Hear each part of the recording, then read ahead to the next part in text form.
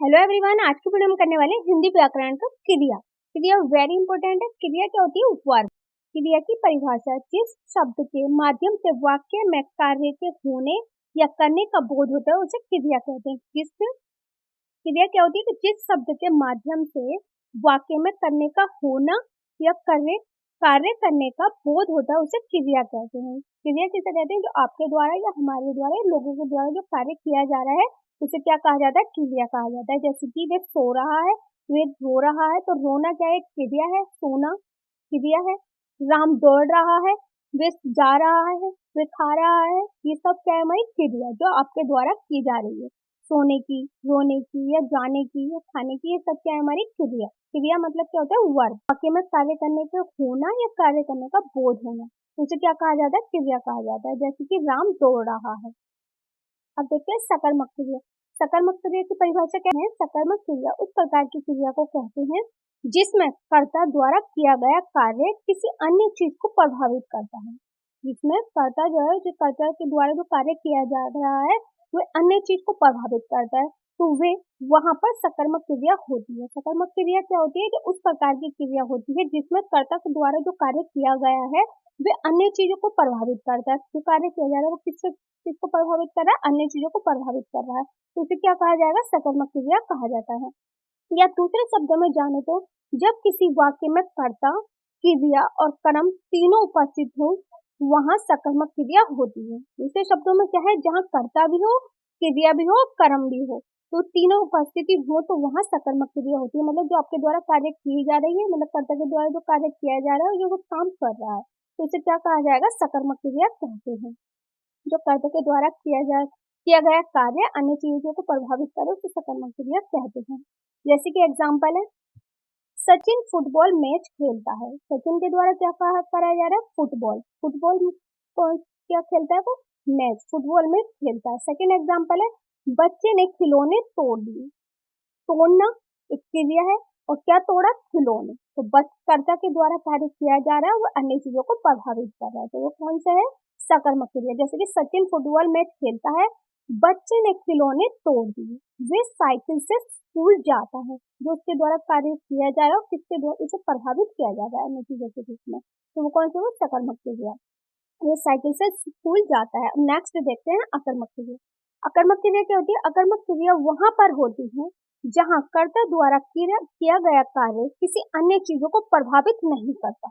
अकर्मक क्रिया क्या होती है? जिसके द्वारा मतलब कर्ता के द्वारा जो कार्य किया जा रहा है वह अन्य चीजों को प्रभावित नहीं करता, उसे अकर्मक क्रिया कहते हैं। और सकर्मक क्रिया किसे कहते हैं? जो कर्ता के द्वारा किया गया कार्य और वे अन्य चीजों को प्रभावित करता है उसे सकर्मक कार्य कहते हैं, सकर्मक क्रिया कहते हैं। और अकर्मक क्रिया किसे कहा जाता है? कि जो कर्ता के द्वारा किया गया कार्य वे अन्य चीजों को प्रभावित ना करे उसे अकर्मक क्रिया कहते हैं। दूसरे शब्दों में जैसे नाम से ही पता चल रहा है कि जैसे ना दूसरे शब्दों में नाम से ही पता चल रहा है अकर्मक मतलब उपस्थिति नहीं है।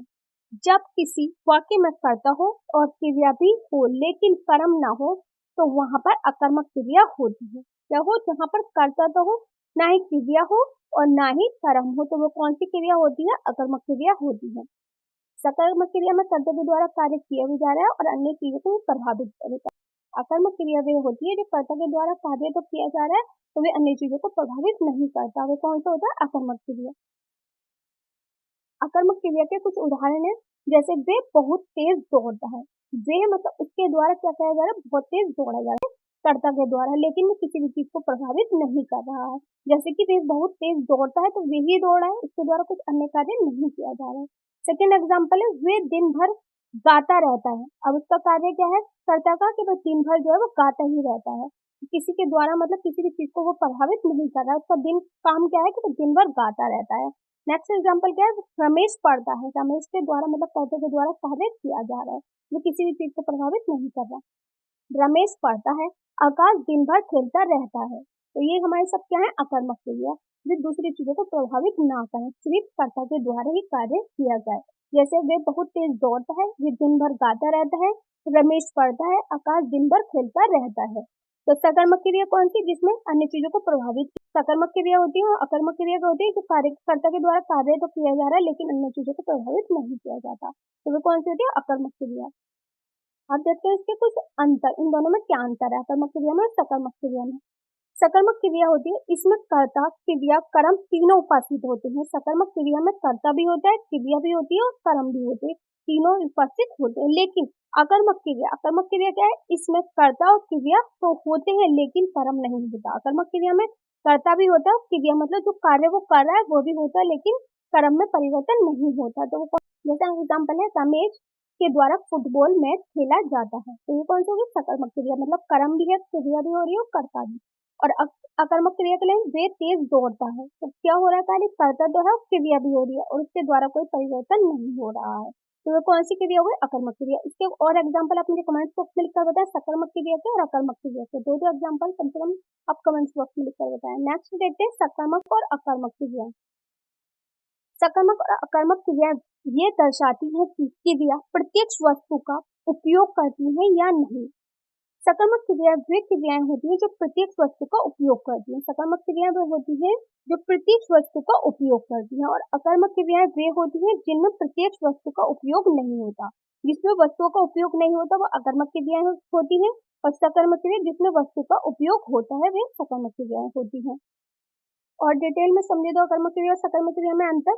सकर्मक शब्द अक्सर लोगों को प्रागमन के बारे में सोचने पर मजबूर कर देता है। सकर्मक क्रिया क्या है, जो लोगों को क्या कर देता है, सोचने पर मजबूर कर देता है, जिससे ये गलत धारणा बन जाती है कि सकर्मक और अकर्मक शब्द क्रिया और अक्रिया का वर्णन करने के सिर्फ फैंसी तरीके हैं, लेकिन इन शब्दों का इस बात से कोई लेना देना नहीं है। जो है फैंसी तरीके, लेकिन जो इन शब्दों का कोई लेना देना नहीं है, कोई क्रिया सक्रिय है या नहीं। सकर्मक के साथ जुड़ने के लिए एक बेहतर शब्द स्थानांतरण है, और एक सकर्मक क्रिया को अपनी क्रिया को किसी चीज या किसी व्यक्ति, किसी वस्तु स्थानांतरित करने की आवश्यकता होती है। जैसे कि संक्षेप में सकर्मक क्रिया का अर्थ है किसी और चीज को प्रभावित करना। सकर्मक क्रिया का क्या अर्थ है, किसी और चीज को प्रभावित करना। एक बार जब हम इस अवधारणा को याद कर लेते हैं तो सकर्मक और अकर्मक क्रिया के बीच अंतर पहचानने की काफी आसान हो जाता है। तो नेक्स्ट क्या है कि सकर्मक क्रिया और अकर्मक क्रिया क्या है। सकर्मक और अकर्मक क्रिया ये दर्शाती है कि क्रिया प्रत्येक वस्तु का उपयोग करती है या नहीं। सकर्मक क्रिया वे क्रियाएं जो प्रत्येक वस्तु का उपयोग करती है, और अकर्मक क्रिया वे वस्तुएं जो प्रत्येक वस्तु का उपयोग नहीं करती। तो हमने इस वीडियो में क्या जाना कि कई रूप से हमने देखा कि सकर्मक क्रिया क्या होती है, अकर्मक क्रिया क्या होती है, किसके द्वारा कौन सी होती है, अकर्मक क्रिया। और सकर्मक क्रिया की पहचान कैसे करते हैं। सकर्मक क्रिया केवल वे क्रियाएं नहीं है जो किसी वस्तु को ग्रहण कर सकती हैं, वे वस्तु की मांग करती हैं।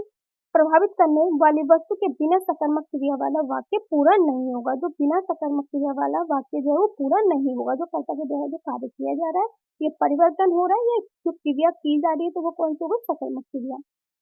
जैसे कि एग्जाम्पल है, कृपया कॉफी लाएं, तो इस वाक्य में लाना क्रिया सकर्मक है। जो लाना मतलब क्या होता है, एक वर्ग मतलब क्रिया जो कर्ता के द्वारा की। इस वाक्य में लाना जो है वो क्रिया है, और इसकी वस्तु क्या है, कॉफी, और जो चीज लाई जा रही है किसी प्रकार की वस्तु के बिना ये कार्य नहीं किया जा सकता।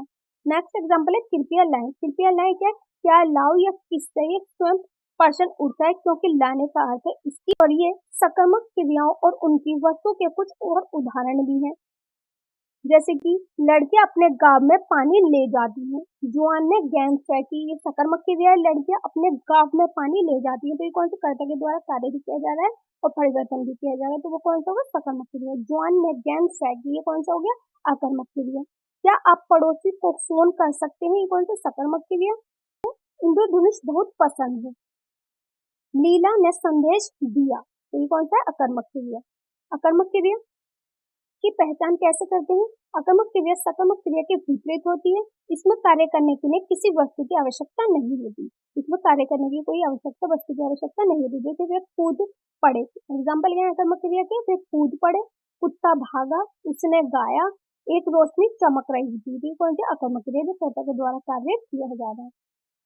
और जैसे कि एक क्वेश्चन है, निम्न में से सकर्मक क्रिया नहीं है, निकालना, उखाड़ना, बिगाड़ना, संभालना।